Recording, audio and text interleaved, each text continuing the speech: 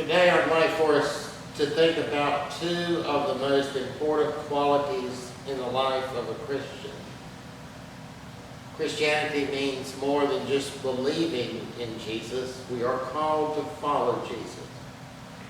And that means to live according to the way He told us to live and live according to His example. That will often put us at odds with other people. That will often put us at odds with society. But we are to be different. And we're not different because we're wholly righteous or better than other people. We're different because we do as Jesus told us, to be a light shining to the world. We point to a different way, a better way. We are, as the Apostle Paul put it, ambassadors of Christ. We are the representatives of Jesus in this world. Jesus is not physically present here, but we are. We are the face of Jesus to other people. If we hold ourselves out to be Christian, other people see Jesus through what we do. That's how they know Jesus, and that's how they know God. We are the representative of Jesus. And I think there are two things, more than any other two, that should be a part of our lives. The first is compassion. For our gospel reading, we heard how Jesus had sent the disciples two by two out into various villages to preach, cast out demons, and heal the sick. They came back and they were all exhausted. And so Jesus said, let's go out and rest for a while, because there was always people crowded around Jesus. They couldn't get any rest. So they went out. People followed him. And so there Jesus had gone out. He was trying to take the disciples out so they could get a few days of rest. And here was this crowd of people. And it said that Jesus had compassion on them and told the disciples to get them something to eat. Now there's number of other places in the Gospels where Jesus has compassion. The Gospel of Matthew reports how Jesus went about all the cities and villages, preaching the gospel, healing sickness, curing disease. And it said that when he saw the multitudes, he was moved with compassion for them. Matthew 14 said that a time when Jesus himself was tired, he went out to a deserted place to try to get away from the crowds for a little bit of rest, but the people followed him. And he looked and he saw them, and he had compassion. And the Gospel of Luke is the account of Jesus raising the son of the widow of Nain. Jesus came into the city of Nain, and they were carrying out a casket with the body in it. And it was the only son of a woman, and she was also a widow. And she was very upset. And Jesus said, why are you crying? She said, my son's dead. He said, do not weep. He touched the young man and he said, I say to you, arise. It said that Jesus had compassion on this woman. Other places in the New Testament that Jesus talked about compassion. In the parable of the prodigal son, a man has two sons. One of them comes and he says, I want my inheritance now. So his father gives it to him, and he goes out and he wastes it. And he comes back broke, wasted half of his inheritance, all of his inheritance, half of what his father had. You would expect his father to be mad at him. Instead, when his father sees him coming down the road from a long way, it says his father saw him and he had compassion on him. And he ran out there and greeted him. From the book of James, we hear, behold, the judge is at the door. My brethren, take the prophets who spoke in the name of the Lord as an example of the suffering and patience. We count them blessed who endure. You heard of the perseverance of Job, and you saw the end intended by the Lord, that the Lord is very compassionate and merciful.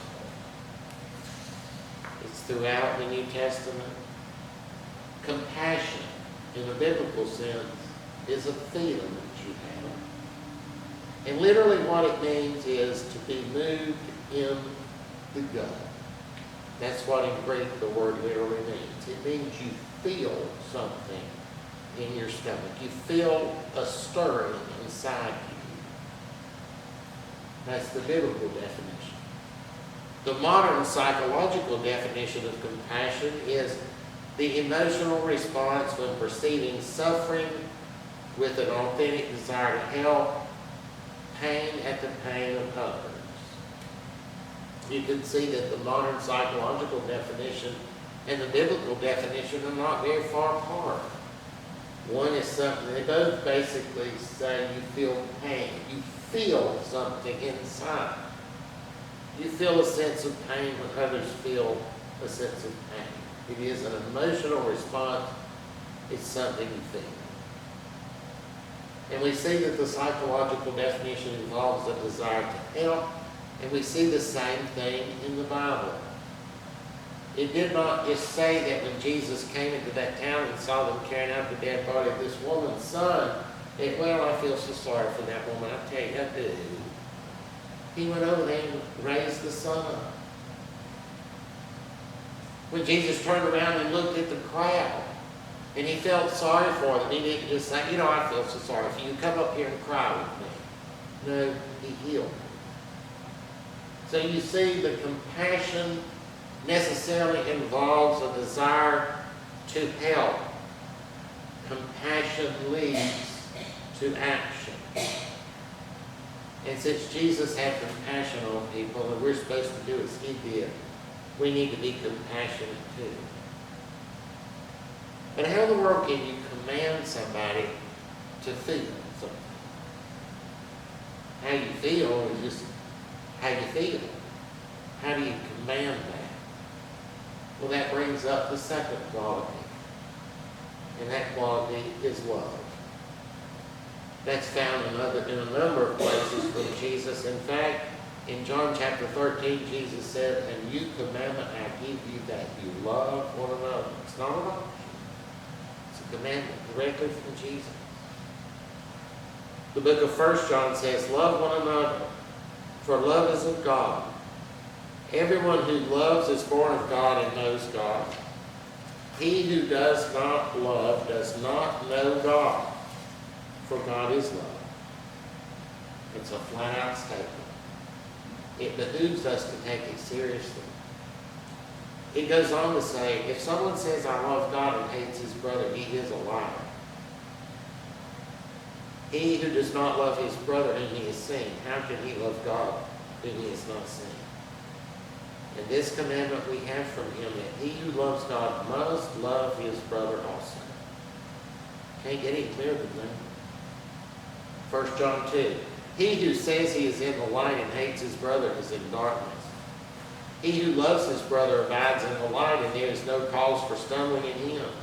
But he who hates his brother is in darkness and walks in darkness. Clear as bell. Okay, in the New Testament, Satan is associated with darkness. God is associated with light. And so the inference is very clear. Whoever hates, that is, whoever does not love, follows Satan of God. 1 John chapter 3, we know that we have passed from death to life because we love the brethren. He who does not love his brother abides in death. Whoever hates his brother is a murderer. And you know that no murderer has eternal life abiding in him. I mean, people argue about this, that, and the other. The Bible says. But here's something that's crystal clear. If you do not love, you are not of God. Period. It doesn't matter who you are. It doesn't matter who you hate. And it doesn't matter why you hate them. If you don't love, you are not of God. Flat out.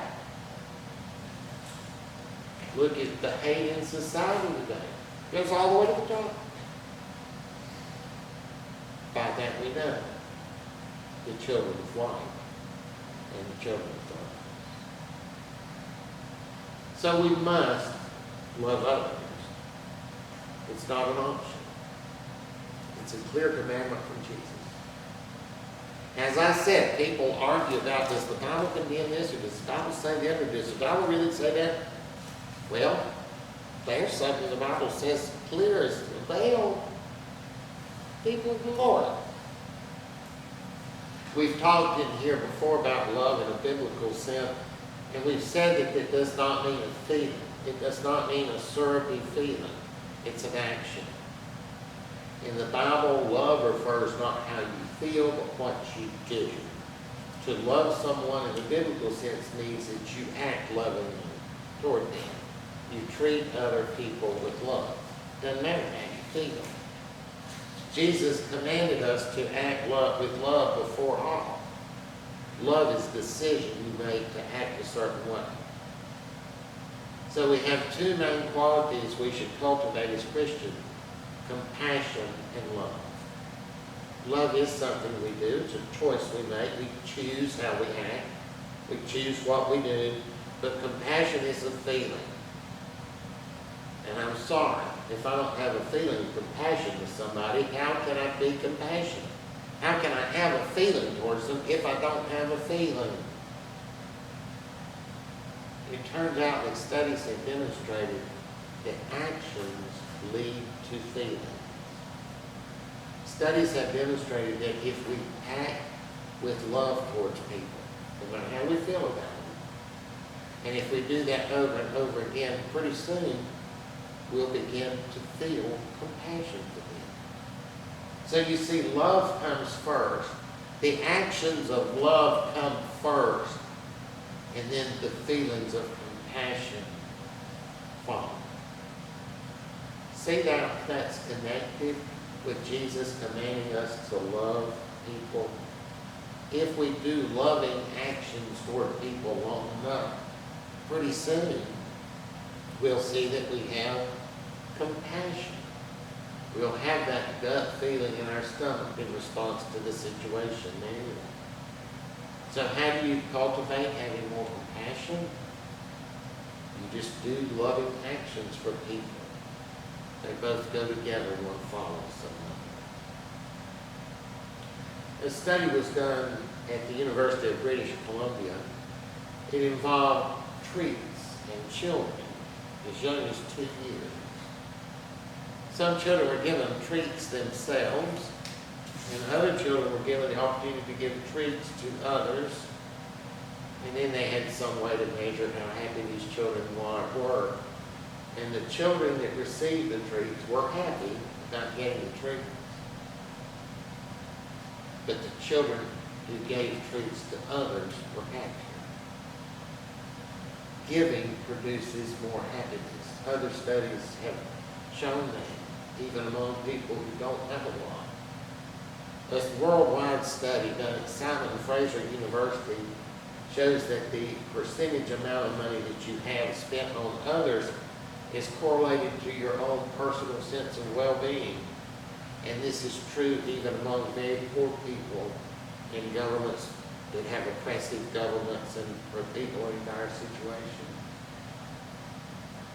You feel better if you give a lot to others, in other words. And what I found most interesting was a study done jointly by the University of California, Los Angeles, and the University of North Carolina, Chapel Hill. It was a medical study that looked at the levels of cellular inflammation.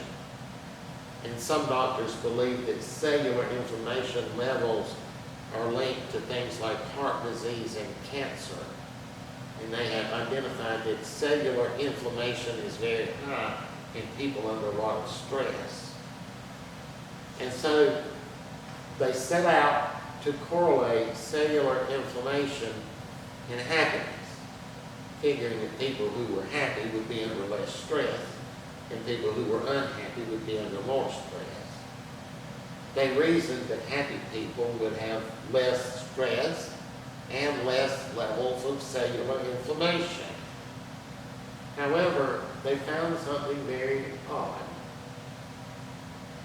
Happiness was associated sometimes with lower levels of cellular inflammation, but only among people who reported being happy because they did for others and they had a life of purpose for others. The people who reported being happy because of the things they had, because they had the good life, and they were, in their words, the beautiful people. Lots of material possessions, able to do lots of things.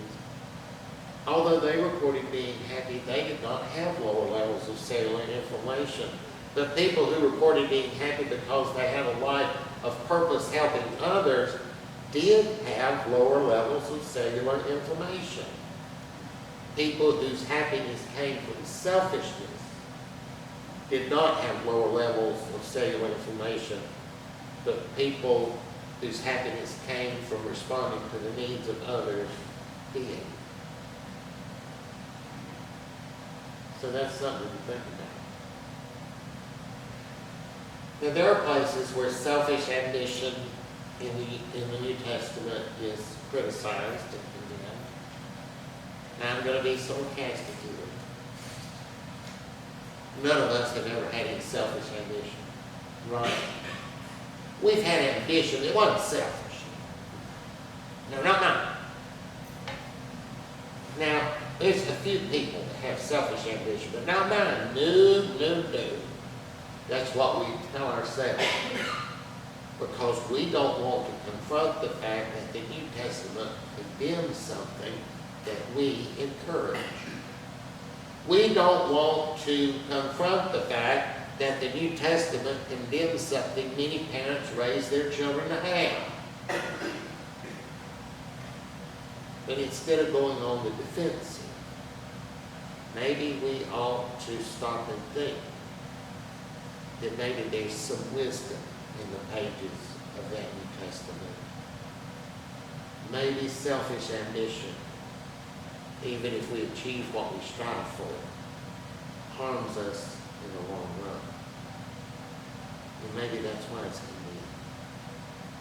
Maybe it is a wolf in sheep's clothing. Interestingly enough, psychologists tell us that compassion is inborn in us. We are made so that we are naturally compassionate. They have done studies on babies and small children that illustrate that. Once babies are capable of coordinated movement, even small babies will try to soothe someone who is suffering by stroking and patting. They did another study. 3-month-old babies will respond differently to a person who is helping someone than they will to a person who is hindering someone. Empathy and compassion are inborn in us. It's something that we are born with. Some have called compassion our first instinct. It may in fact be, according to some researchers, the very first instinct we exhibit as infants. It is normally our first response, even as adults. We are not wired from birth to dominate and hate others. That is something we learn. I don't know if any of y'all have ever been to the Sullenberger Aviation Museum in Charlotte, but if you haven't, you really would enjoy it. They have the Miracle on the Hudson plane down there. You know, the one that Sully landed in the Hudson River. And nobody died on that plane. Nobody even had a serious injury. Now, we've been down there when they first started the place, but now they've got a whole new setup down there. And they've got a lot more to it. And they've got the plane sitting there. The whole plane is there. And then they've got a big area with a huge video screen, and they run continuously, stuff down. And we were down there a few weeks ago, but the thing that really moved me was, as soon as that plane hit the water, those people started coming out of there.